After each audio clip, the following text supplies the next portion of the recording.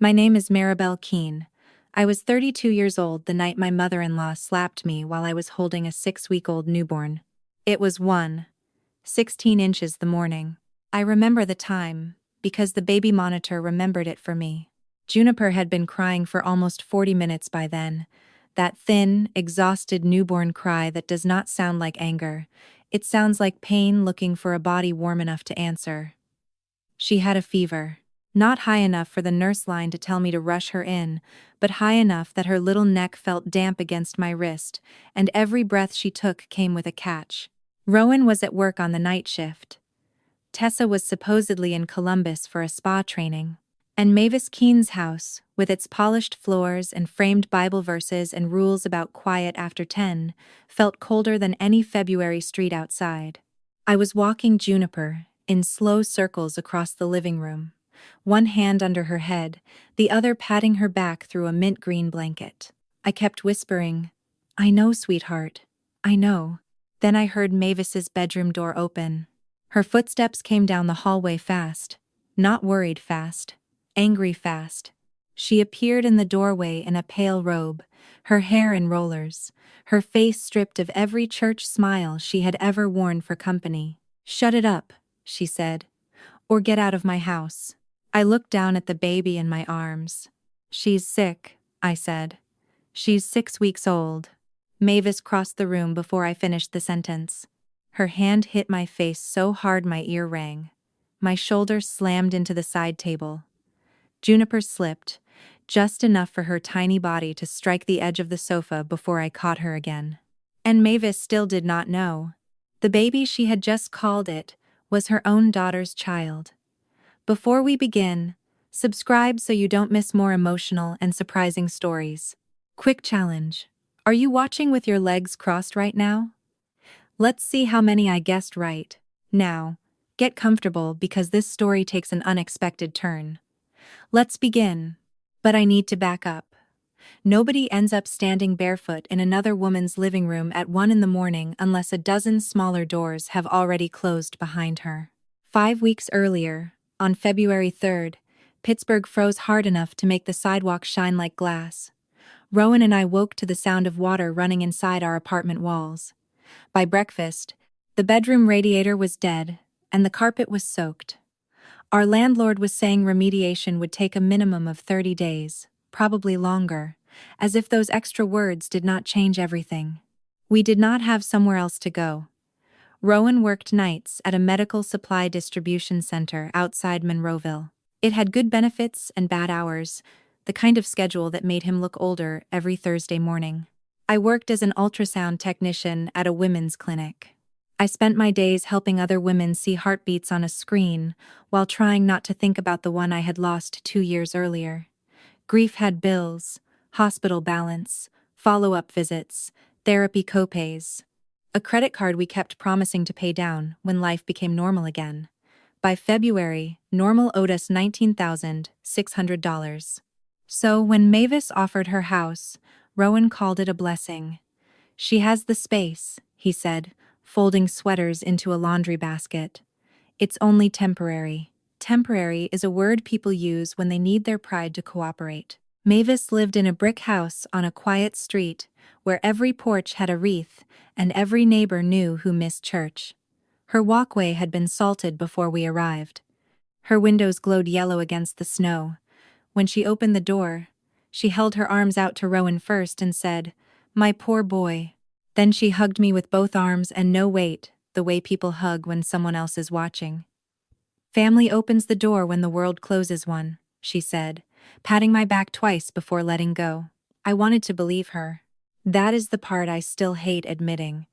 My own mother had been gone since I was 14, and some hungers do not age out of you. I wanted an older woman to tell me where the extra blankets were.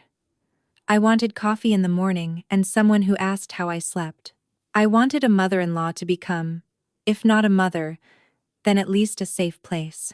Mavis's house looked safe. Too safe, maybe. White towels stacked like offerings.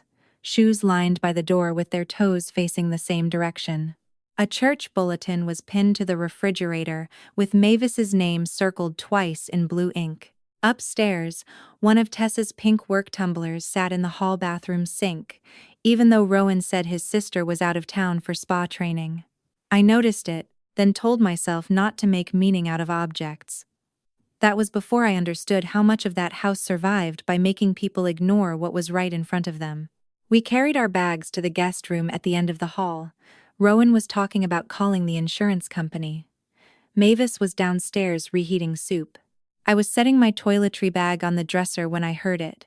One small cry from behind a half-closed door across the hall. A newborn's cry. Thin, tired, and quickly swallowed by silence. I looked at Rowan. He did not look surprised. "Mom's helping someone from the family," he said. "Just for a little while." He said it the way people say things they have decided not to question. The next morning, I met Juniper properly in the room Mavis called the sewing room. Though no one had sewn anything there in years, there was only a travel crib, a rocking chair with one uneven leg, and a plastic drawer tower stacked with diapers, formula, and folded sleepers that still had thrift store tags on some sleeves. Juniper was awake, staring at the ceiling with that unfocused newborn look that makes you feel like the world is arriving too loudly. Her mouth was dry, at the corners. Her little fists opened and closed like she was asking for something nobody had bothered to translate. Mavis came in behind me with a bottle already made. "Her name is Juniper," she said, as if she were reading from a church donation list. "A cousin's baby." The mother needed time to get herself straight. She lifted the bottle before I could ask anything else. The formula looked thick, powder clinging pale against the inside of the plastic. At the clinic, I had heard our nurses say it 100 times. Newborn formula was not a place for guessing. Too little mattered. Too much mattered. Babies that small did not forgive adult confidence just because it came from an older woman. I asked carefully, "Do you have her pediatrician's number, in case she needs anything while we're here?" Mavis did not look at me. She tucked the nipple into Juniper's mouth and adjusted the blanket with 2 sharp fingers. "I raised 2 children before you learned how to read a screen, Maribel," she said. "Don't confuse a name badge with wisdom." Her voice stayed soft. That was the trick with Mavis. She could cut you at room temperature and make it sound like housekeeping. I stood there with my hands empty, already understanding the first rule of her house. Concern needed permission. Later that afternoon, Tessa came by for less than 10 minutes. I heard the front door open, then Mavis's low voice in the foyer. When I walked in, Tessa was standing there in black leggings and an oversized salon hoodie, her face pale beneath rushed makeup. Juniper made a small sound from the sewing room, not even a cry, just a broken little chirp, and Tessa froze. Her hand moved toward her stomach before she seemed to remember herself. Mavis saw it too. She stepped between Tessa and the hallway. "You need to get back," she said. "Kendra is already doing enough for you." Tessa nodded without meeting my eyes. She glanced again toward the half-closed door before she left. There was something in her face I couldn't file under aunt, cousin, or family friend. It was fear, yes. Shame, maybe. But underneath both was recognition, the kind a body has before the mouth is allowed to speak. That night, while Rowan showered and Mavis took a call from church, I changed Juniper under the yellow lamp. There was a faint red mark low on her ribs, small and blurred at the edges. I took one photo with the date visible. Whatever Juniper was to the Keane family, she was not a guest. She was a secret with a heartbeat. By the end of that first week, I understood that Mavis did not run her house with rules. She ran it with witnesses, the towels, the shoes, the church bulletins, the labeled pantry shelves. All of it looked like order from the outside. Inside, it was surveillance dressed up as virtue. Coffee mugs had assigned hooks. Mail was sorted at the kitchen table.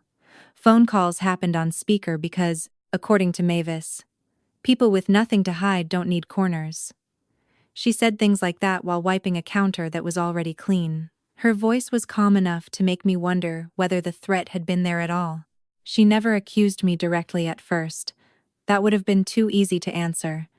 Instead, she corrected the air around me. "If I picked Juniper up when she fussed," Mavis would say. "Some women mistake noise for emergency." If I asked whether the baby had a doctor's appointment, she would smile without showing teeth and say, "Grief can make a person overreach." Once, when Rowan was eating cereal before his shift, she touched his shoulder and said, "Your wife has such a tender heart. We just have to make sure it doesn't confuse her." I was standing 3 feet away. She said it as if I were weather, not a woman. Rowan did what Rowan had learned to do long before he married me. He softened every sharp edge until it looked harmless. "Mom worries," he told me in our room that night, keeping his voice low though the walls were thick. "She doesn't always say things right."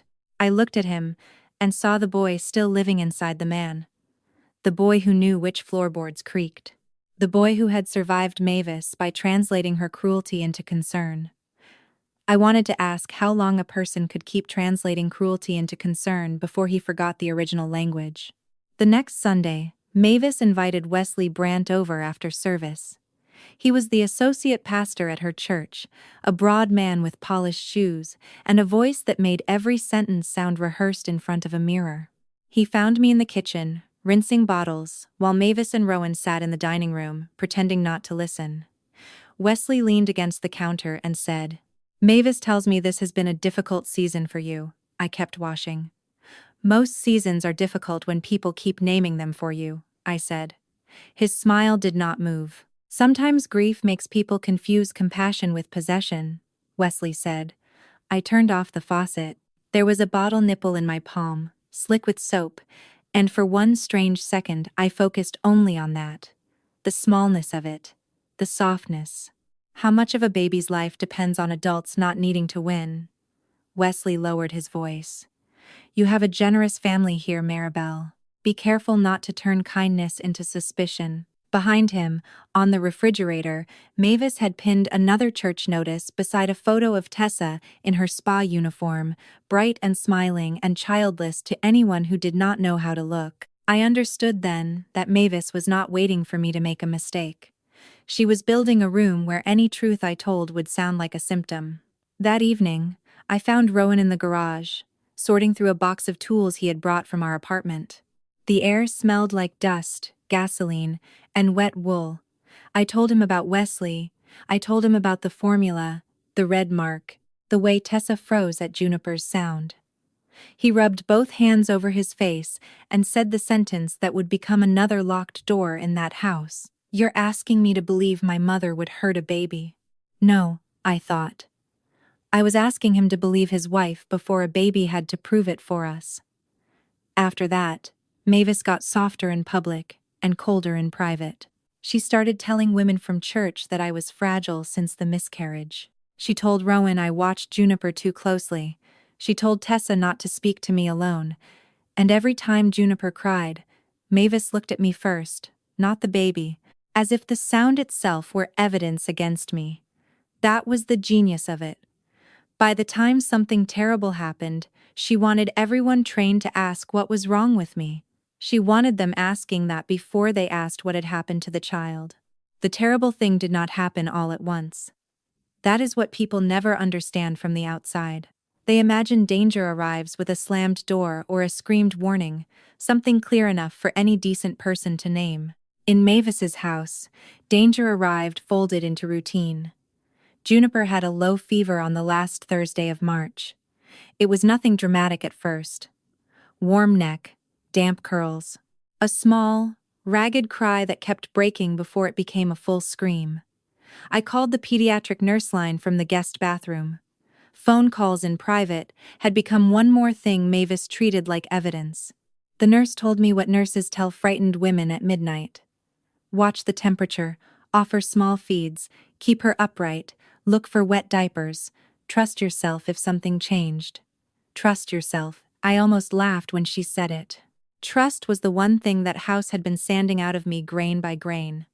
Rowan was on shift, his phone face down somewhere under fluorescent lights and conveyor belts. Tessa was supposedly in Columbus. Mavis had gone to bed after telling me she had no patience for manufactured emergencies. So I carried Juniper downstairs, where the air was cooler. Because she had not settled upstairs all evening, I brought the small baby monitor with us and set it on the bookshelf. For 40 minutes, I walked slow circles across the living room rug. I remember the pattern under my bare feet. Blue vines, cream flowers, one loose thread near the coffee table that kept catching my toe.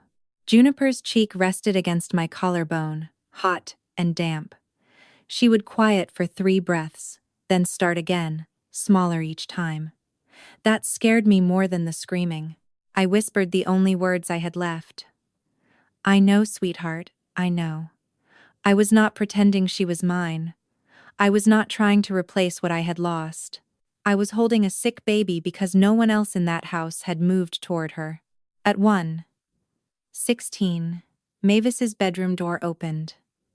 I did not have to see her to know it was her.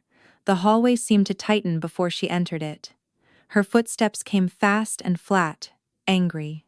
She stood in the living room doorway in her pale robe, rollers in her hair, one hand gripping the frame, as if the house belonged to her body. Her face had no softness left in it. Not the church softness. Not the mother-in-law softness. Not even the polite cruelty she usually wore like perfume. "Shut it up," she said, "or get out of my house." I turned slightly, shielding Juniper out of instinct. "She has a fever," I said. "She needs." Mavis crossed the room before I finished. Her palm hit the left side of my face so hard the sound seemed to come before the pain. My ear rang white. My shoulder struck the side table. For one impossible second, Juniper slipped down my arm. I caught her before she hit the floor, but her side bumped the edge of the sofa, and she let out a cry so sharp it cut every other sound in half. Then she went quiet. Not sleeping quiet. Not soothed quiet. Wrong quiet. Mavis looked at the baby, then at me, and I watched her rebuild herself in real time. The rage drained from her face, and something colder took its place. Calculation. "Don't you dare make this dramatic," she said. "Babies bump into things." My cheek was burning. Juniper's eyes had gone glassy. Her mouth worked without sound. I did not answer Mavis. I did not argue. Some part of me understood it. If I stayed in that room long enough to explain, I would be giving her time to write the first sentence of the lie. I grabbed my keys, the diaper bag, and Juniper's blanket from the chair. At the hospital, everything became light and motion. UPMC Children's took Juniper from my arms before I finished answering the intake questions. A nurse asked what happened. I said, "My mother-in-law slapped me while I was holding her." The words sounded unreal until I said them again. Dr. Priya Salkin came in with calm eyes and a voice so measured it set me on edge. Juniper was dehydrated. Her weight was lower than it should have been. There was bruising that did not match one bump against a sofa, and some of it did not look new. More tests were needed. Reports would have to be made. Then the social worker arrived, and so did Mavis, wearing a cream coat and grief like a pressed blouse. She reached the hallway before I did. I caught bits through the curtain. "Maribel lost a baby. She gets attached. We have all been worried." I tried to help. Each sentence landed exactly where she meant it to.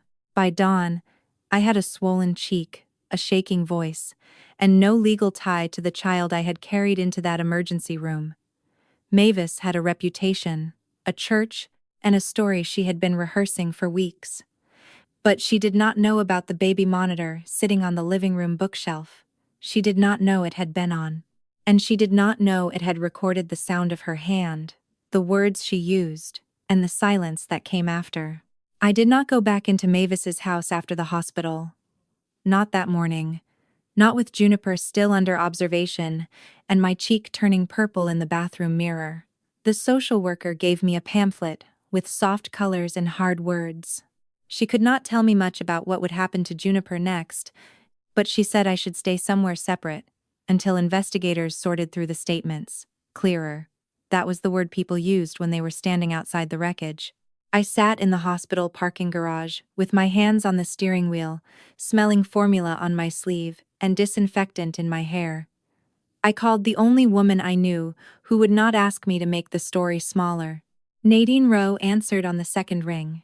She lived across from Mavis, in a yellow house with a porch swing and wind chimes that sounded like spoons in a drawer.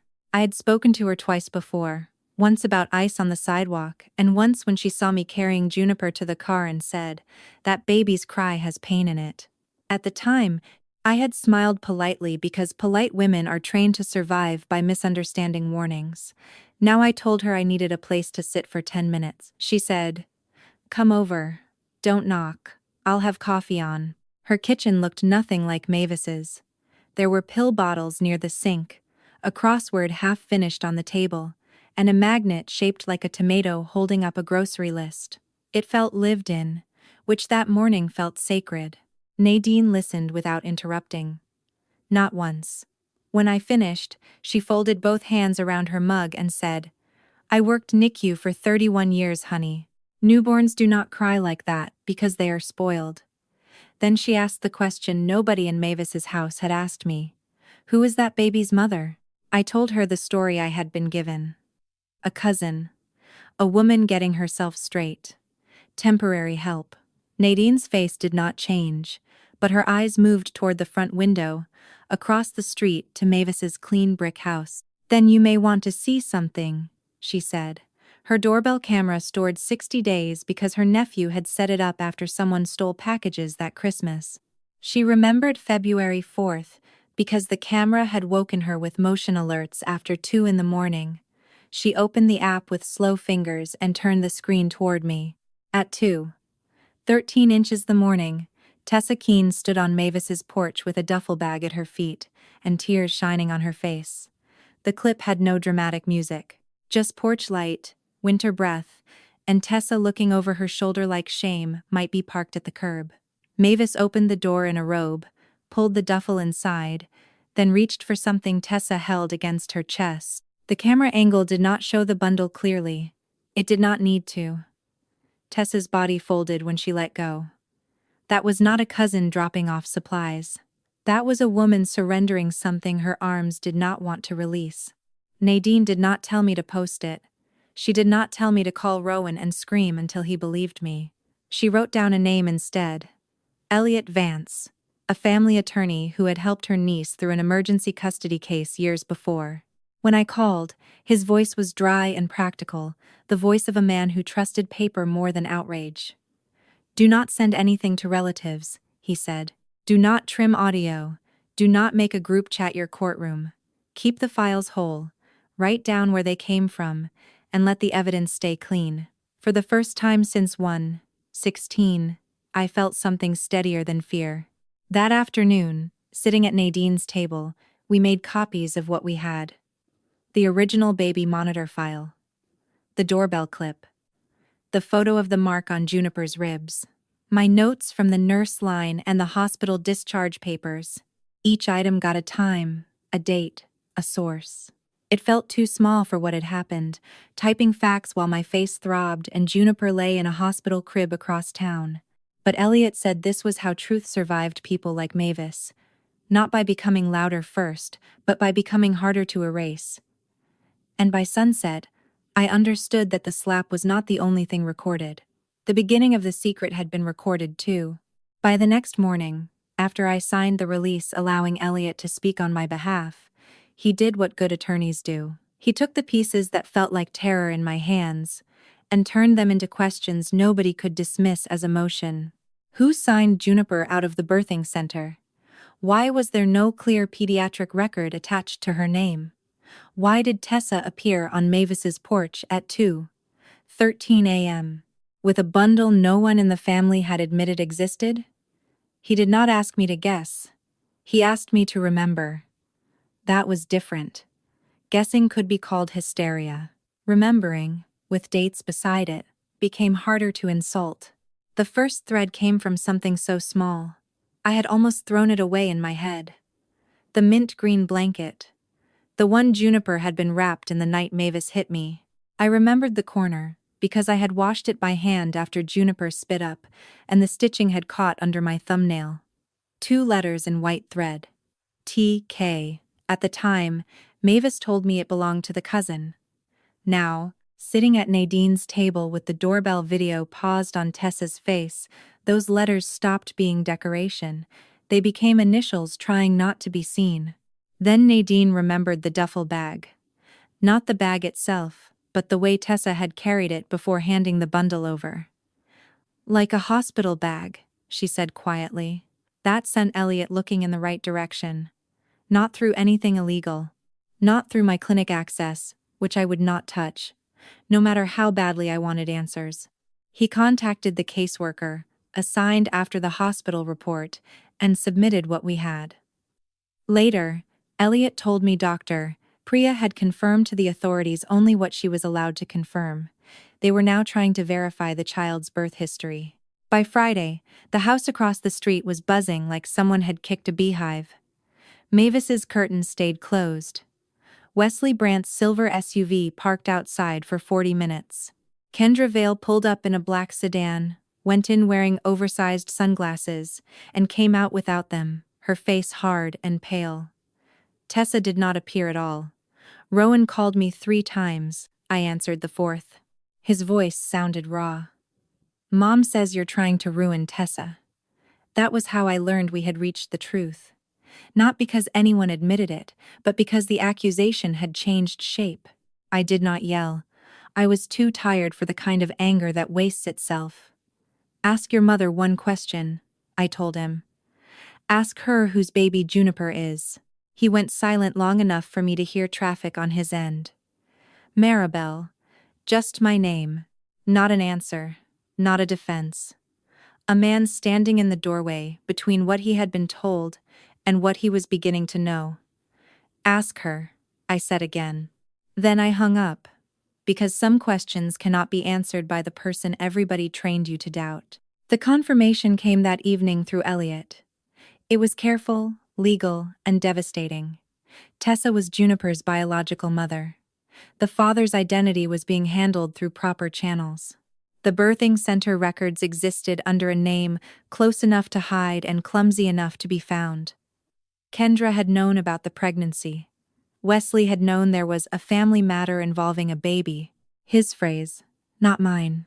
And Mavis had taken Juniper into that house not to protect her, but to control the shame around her.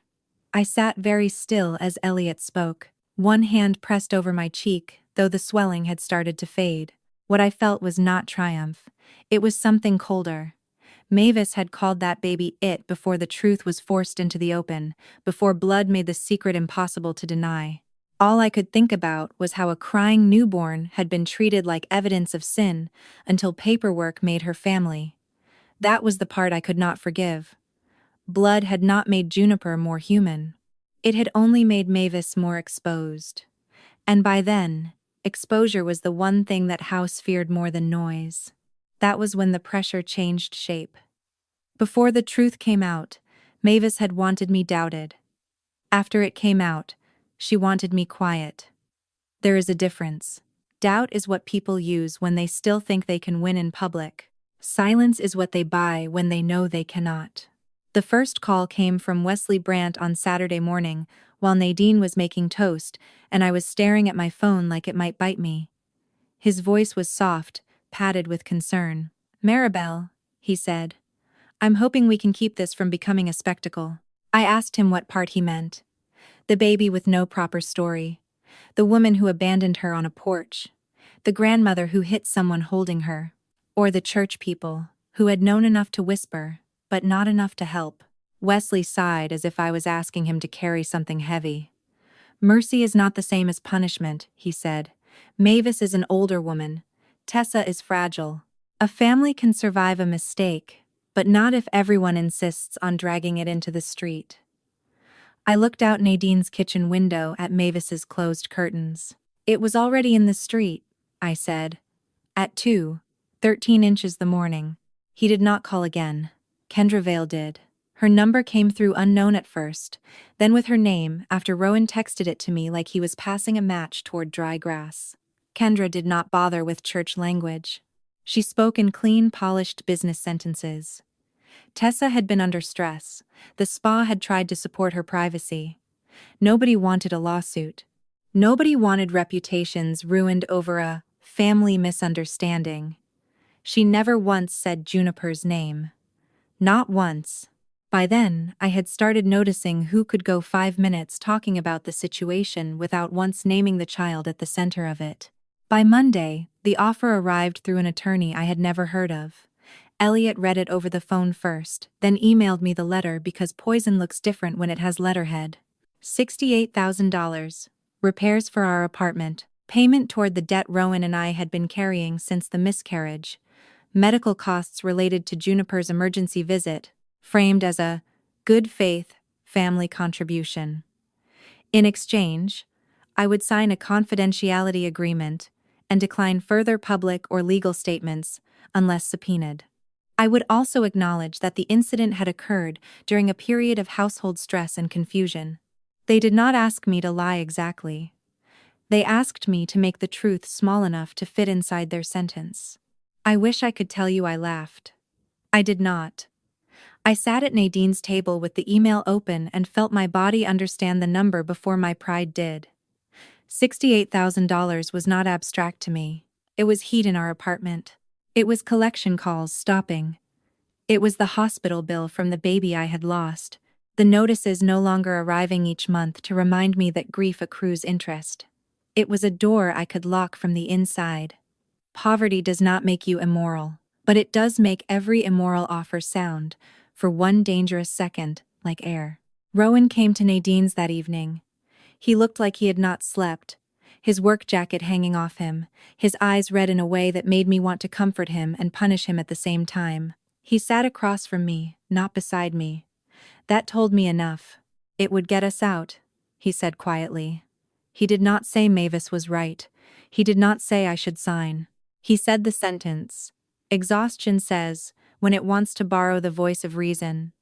I looked at him, at the man I loved, and the son she had raised, and I felt something inside me. Stop begging him to understand gently. It would get us out, I said. It would leave Juniper in. He flinched. Good. Some words should hurt if they arrive late enough. I pushed the printed offer across the table. They are not paying for repairs. They are not paying for medical bills. They are trying to buy the part where I say what happened out loud. Rowan stared at the paper. For a long time, neither of us spoke. In the silence, I heard all the old lessons Mavis had planted in that house. Keep it private, protect the family, do not bring shame. Then I heard Juniper's cry in my memory, small and ragged and refusing to disappear. I told Elliot the next morning that I would not sign. My voice shook, but the answer did not. Wesley sent one final message through a church secretary, asking me to consider forgiveness before irreparable harm was done. Kendra's lawyer denied any wrongdoing. Mavis, I was told, was devastated. That word followed women like her everywhere, arriving just in time to cover what they had done to other people. I deleted nothing. I posted nothing. I kept every file whole. And for the first time since I walked into Maribel Keane's house, I understood that silence had been the real rent all along. I was done paying it. Rowan did not become brave all at once. That would have made a better story maybe, but it would not have been true. For 2 days after I refused the offer, he moved around Nadine's kitchen like a man visiting the life he had damaged. He brought groceries nobody asked for. He fixed a loose hinge on her back door. He sat in his truck outside for 20 minutes before coming in. Apology circled him, but it did not land. I think he was still waiting for a version of events where he could love his mother and not be ashamed of what that love had protected. On Wednesday night, Elliot sent over the organized file for Rowan to review before giving his statement. I did not explain it to him. I set Nadine's old laptop on the table and opened the folder. I walked onto the porch with a cup of coffee gone cold in my hands. Through the screen door, I could hear pieces. The baby monitor first, Mavis's voice. My own. The slap. Then the doorbell clip from February 4th. Then the notes, the photos, the timeline. Truth has a different sound when nobody is standing beside you translating it into something easier. When I came back inside, Rowan had both hands pressed flat on the table. His face had gone hollow, like they'd taken away the wall he'd leaned on all his life. She said you were unstable, he whispered. She said you were turning Juniper into some kind of replacement. He looked up at me then, and the shame in his eyes was not useful yet, but it was real. And I let that make sense to me. I wanted to comfort him. I also wanted him to sit in it. I felt both at once, and I chose the harder one. You kept asking whether your mother would hurt a baby, I said. You never asked why I would lie about one. He closed his eyes. That sentence did what tears had not. It forced him to look at what had been done. The next morning, Rowan met Detective Albright and the caseworker at Elliot's office. He gave a statement about Mavis calling me fragile, about Wesley's visit, about Tessa being kept away from questions. He described the way his mother had trained him to hear concern where it was actually control. He did not make himself the hero. That mattered. Afterward, he waited for me in Nadine's driveway, hands in his jacket pockets, shoulders hunched against a wind that didn't seem strong enough to deserve it. I kept calling it peace, he said, because I was too afraid to call it cowardice. It was the first fully honest thing he had said since we entered that house. I did not hug him. Forgiveness was not a blanket I could throw over everything just because he had finally gone cold. But I nodded, and he nodded back, and for the first time, Rowan was not standing between me and the truth. He was standing beside it. By the time the hearing date arrived on September 18th, the air in Pittsburgh had changed from heavy summer to the first thin edge of fall. Allegheny County Family Court sat downtown in a building that looked designed to make everybody feel smaller. Dark glass. Metal detectors. Floors polished by other people's emergencies. I wore my navy interview blazer because it was the only jacket I owned that did not carry Mavis's house on it. Nadine drove me. She did not give advice on the way. She only reached over once at a red light and covered my hand with hers. Mavis arrived 20 minutes after us in a white cardigan, silver cross at her throat, hair set softly around her face. She looked like a woman who delivered casseroles, not one whose voice was recorded calling a newborn it. Tessa came behind her, thinner than I remembered, eyes fixed on the floor. Wesley Brandt sat 2 rows back with 3 women from church, their purses folded in their laps like shields. Kendra Vale stood near the hall with her attorney, tapping one polished nail against her phone. Nobody looked at Juniper's empty seat, because Juniper was not there. That was the mercy of it. Rowan was not beside me in the gallery. Because he had given a statement, Elliot said it was better for him to wait outside until called. I told myself not to keep turning toward the doors, but bodies have habits, hope cannot always discipline. Every time the hinge sighed, my shoulders moved before I could stop them. Elliot leaned close and said, "Look at the judge, not the audience." So I did. The judge was a woman with gray hair cut to her jaw and reading glasses low on her nose. She did not look easily charmed. I needed that more than I expected. Mavis's attorney went first, and he did exactly what Elliot warned me he would do. He spoke of strain, confusion, a household under pressure. He called Mavis a respected community member, a widow, a grandmother who had taken in a child during a crisis. He said mistakes were made in a tense moment. Mistakes. That word floated over the room like perfume covering smoke. Then he turned toward me without turning his body. He mentioned my miscarriage, my therapy, my emotional attachment to a baby who, legally speaking, was not mine. He did not call me unstable. He arranged the furniture so the judge could sit there herself. Mavis dabbed her eyes at the right time. Wesley bowed his head. One of the churchwomen made a small sound, soft enough to deny if anyone challenged it. Then Mavis was allowed to speak. She rose slowly, one hand on the table, as if age had made her fragile overnight. "Everything I did," she said, voice trembling, "was to protect my family from shame." For 1 second, I almost admired the honesty of it. Not protect Juniper, not protect the truth. Protect the family from shame. Elliot wrote 3 words on his legal pad and slid it toward me. "Listen carefully now." Then the attorney said my name, and the room seemed to narrow around it.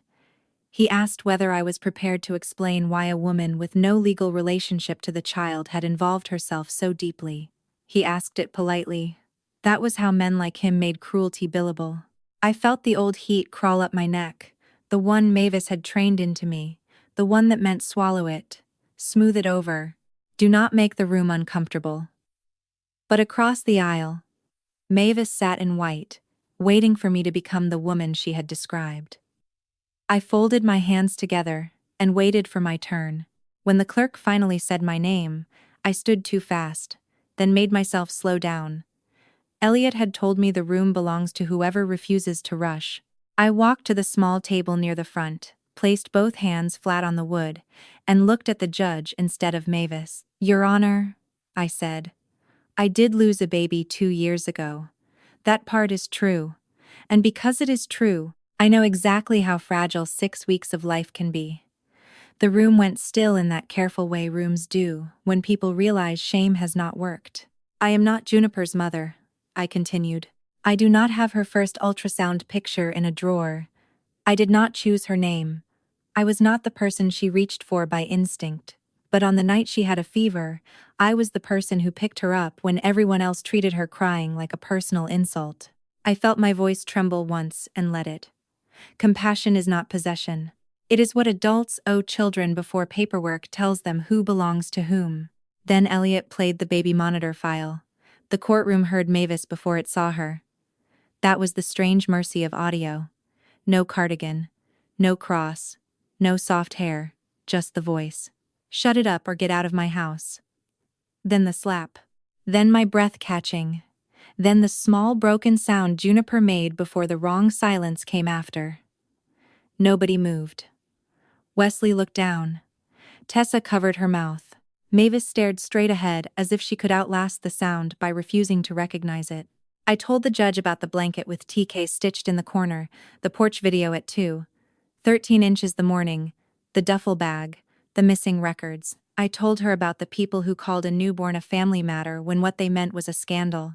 I used no adjectives for Mavis. I did not call her cruel or evil or heartless. I described what she did with her hands, what she said with her mouth, and what she tried to purchase afterward. Facts did not need my anger to stand up. Then I looked at Mavis for the first time. "You called her it before the truth was forced into the open," I said. "But Juniper was not less human when you thought she belonged to nobody. She was not less worthy of gentleness before blood made her inconvenient to deny." Mavis's face changed then, not into regret, but into being plainly revealed. The mask slipped just enough for that small voice inside her to show through her eyes. The judge ordered no contact between Mavis and Juniper or me while the criminal investigation moved forward. Tessa was placed under a parenting assessment and supervised plan. Kendra's role would be referred for review. Wesley's letters were entered into the record, not as mercy, but as evidence of pressure. It was not a movie ending. No one clapped. Courtrooms do not heal children in one afternoon. But when I sat back down, I understood something simple and permanent. That day, I did not become Juniper's mother. I became the first person in her life to make sure her cry was on the record. 3 months after the hearing, I moved back into our apartment with 2 borrowed lamps and 1 secondhand couch.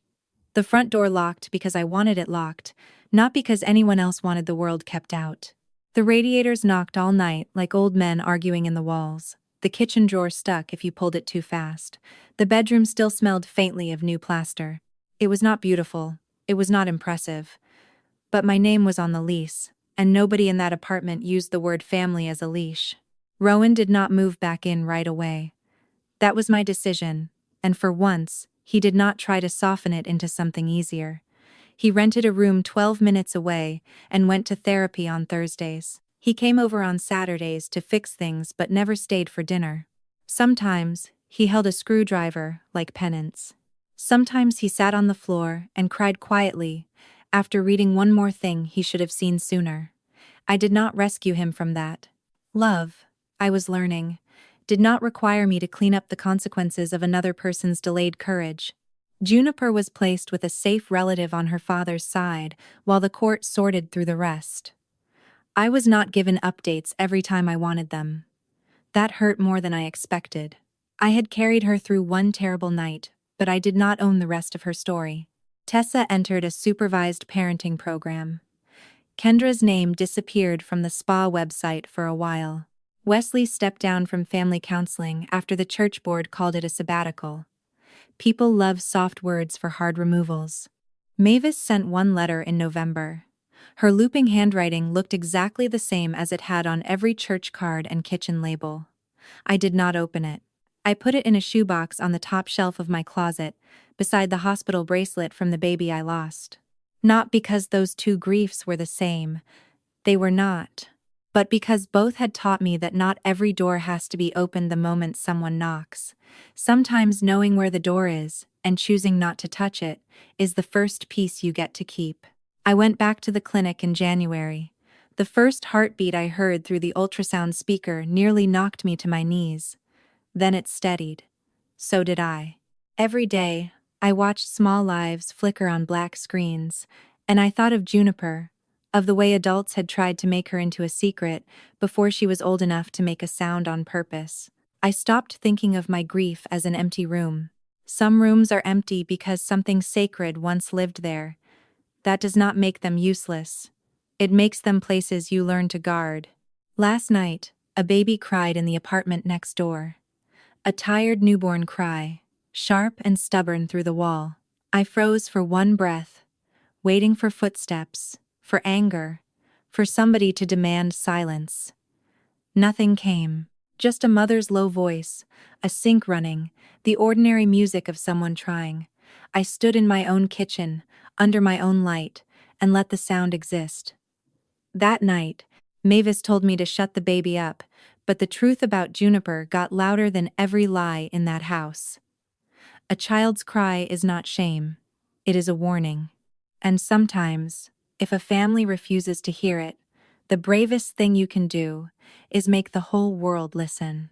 What I learned from Juniper's story is that silence is not always peace. Sometimes, silence is just fear, wearing clean clothes. Sometimes it is a family rule passed down so many times that people forget who first got hurt by it. And sometimes, the person everyone calls difficult is simply the first person brave enough to say that something is wrong. Family should never mean protecting a reputation while a child suffers. Love should never require someone to shrink their pain so everyone else can stay comfortable. A real family does not ask you to hide the bruise, lower your voice, swallow the truth, or call cruelty a misunderstanding. A real family moves toward the person crying. A real family asks what happened before asking how it will look. Maribel was not perfect. That is what made her human. She was tired. She was scared. She needed money. She wanted her husband to believe her before the evidence forced him to. She wanted a mother-in-law to become a safe place. And still, when the moment came, she chose the harder road. She chose the child over comfort, truth over money, safety over reputation, noise over silence. That is resilience, not being unbreakable, not having no fear. Resilience is when your voice shakes and you still tell the truth. It is when you have every reason to accept the easy lie, but you refuse because someone smaller, weaker, or more vulnerable needs your courage. And maybe that is the deepest lesson here. We do not only become family by blood, we become family by what we protect, by who we believe, by whether we step closer when someone cries, or step back because helping might cost us something.